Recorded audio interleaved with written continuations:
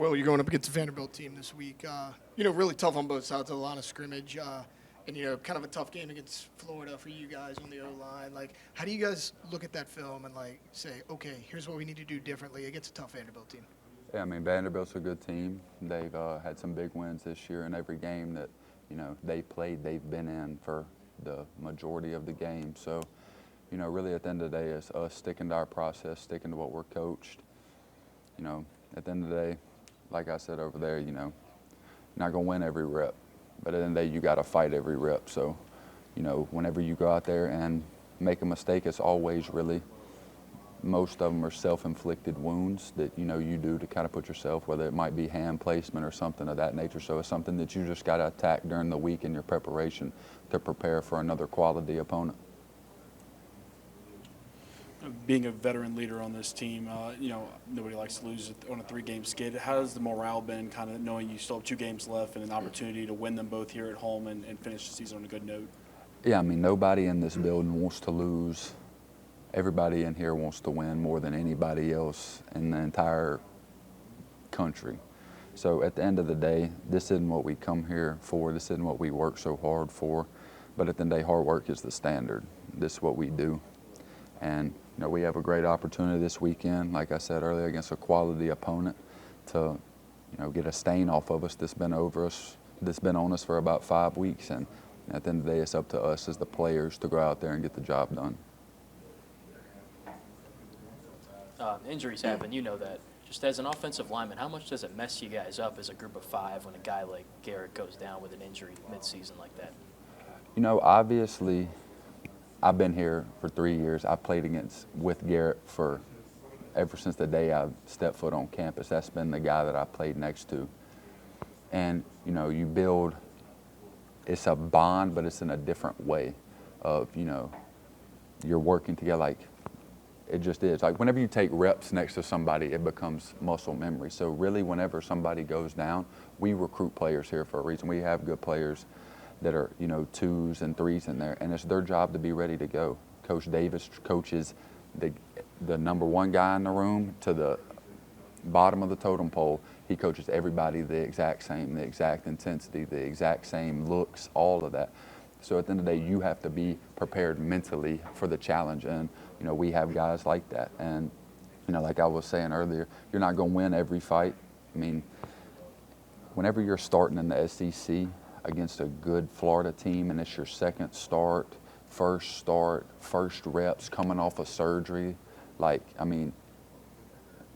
it's not going to be all roses and Skittles. Like, it's going to have some bumps and bruises to it. So at the end of the day, you have to attack preparation, but we all have a bond in that room. So, everybody trusts each other. We all know, everybody knows what to do. Everybody's on the same page.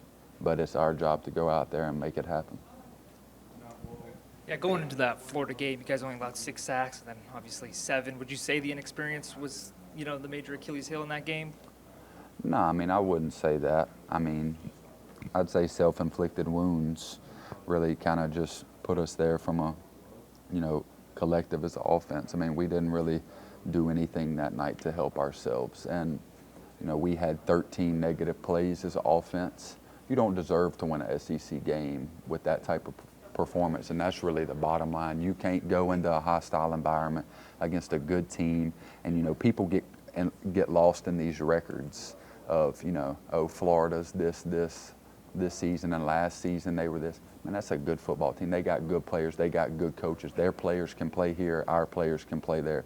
I mean, so it doesn't matter who you're playing in this league. This is the NFL of college football. These dudes will play on Sundays just how dudes here will. So you have to go out there every week, no matter who it is, and be prepared and, have that drive to go win. And whenever you have self-inflicted wounds on the road in a hostile environment against a good team, you don't deserve to win the football game, and that's what we did. We'll kind of stick with the injuries along the offensive line. Like, you and Emory as well were kind of thrown in there in the fire as a freshman, right? Mm-hmm. Y'all were required to play right away. You got young guys in there now. Chester's in his first year. You got Paul next to you, and then Miles Frazier goes down. So you got 3 young guys right in the middle, but Emory on one side, you on the other, the veterans. How have you guys kind of helped pick those guys up as far as, like, in-game action? Because we've been in their shoes. everybody, sees me play or whatever and all of that. But if you ever got the time, go back and watch my first play of college football.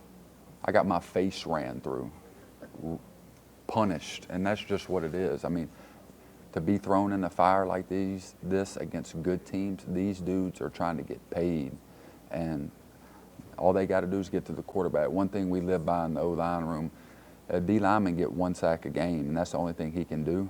12 games, he'll be a top 5 pick. You give up 1 sack a game for 12 games, you're going to work at Amazon. Nothing wrong with that, but whenever we're here, this is what we're striving for. Like, I mean, everybody in this building wants to play on Sundays, so that's how it is. But it's only going to make them better. They're growing each week. You can see it. They're learning, not just, physically what it takes, but mentally. The game has slowed down so much for DJ, and Paul is, and it's starting, you can see it is starting to slow down for him, because whenever you're playing these good SEC teams, eventually you'll start to get the rhythm of it. And I think that's just he's going to be a great player. He's tough as nails. He fights. He's going to scratch and claw, and that's the thing. That's all you can ask for at the end of the day. Whenever you get knocked down, just get up, and that's what he does. And he's a hard worker, and I couldn't be more proud of him, because he's came so far since he's been here, and he's only going to keep growing. Has it been hard for you guys and the team to kind of throw all the background noise, in the past, national media on you guys, on the 3-game losing skid, fans coming at you guys? It's been kind of hard to block out? At the end of the day, and no disrespect, but none of that really matters. Like, nobody really pays attention. I know I don't, because at the end of the day, no matter what anybody says, that ain't going to save nobody from getting the job done on Saturdays. People can say what they want about us at Florida, but, people are still mad about the Florida game. We're trying to get ready for Vanderbilt. So at the end of the day, it's just noise. And if, being in, a program like this where the standard is championships, whenever you don't perform, it's what you expect. It's part of it. And we know that. The coaches know that. And just how y'all know that. It is what it is. But it's something that you can't let it affect you. You got to go out there and just prepare and be ready to go the next week. Any more for Will, guys? We didn't ask any of the prior guys this. What do you think about these uniforms you guys are rocking on Saturday? Yeah, they're cool, because I didn't really even know we had a yellow jersey. I think the last time I saw that was that mustard one they wore when Leonard Fournette was here. But at the end of the day, it's just a jersey. We don't really buy into all of that. But at the end of the day, it looks good, I think. But Anybody else? All right, thanks. Well, last one. Well, you're a great vocal leader. After the Florida loss, what did you tell the team, when everyone was down? yeah, at the end of the day, it's our job to go handle everything on the field. Nobody's out there with us. Nobody's opinions, like y'all were saying. Nobody's opinions of what we are, what we should do, who should be fired, who should do this and that and the third. At the end of the day, we got to go out there and do it. And we're put in the right positions.